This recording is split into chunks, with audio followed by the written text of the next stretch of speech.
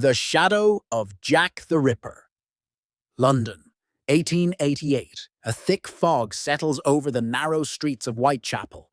Lanterns flicker, footsteps echo, and somewhere in the darkness, a killer is watching.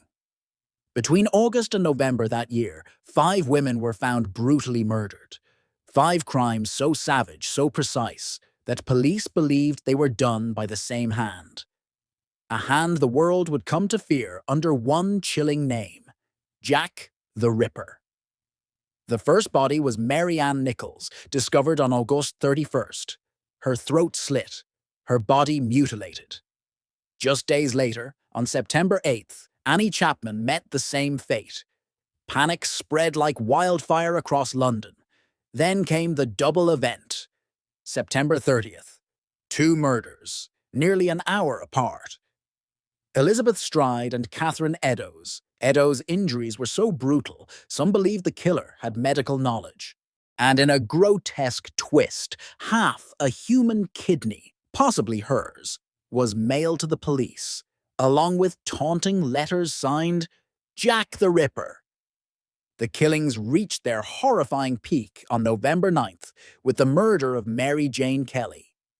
The scene was so gruesome that even hardened detectives were shaken.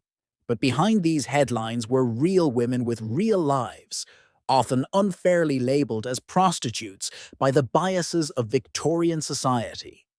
Modern historians now argue that most of the victims were not sex workers at all, challenging the stereotypes that shaped the case for more than a century.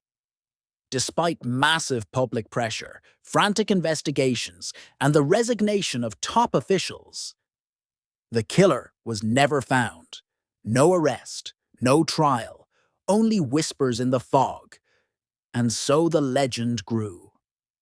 More than 130 years later, Jack the Ripper remains one of history's most infamous ghosts, haunting books, films, and the darkest corners of our imagination. But one question still lingers. Who was he? And could the Ripper still be hidden in the past, waiting for someone to uncover the truth?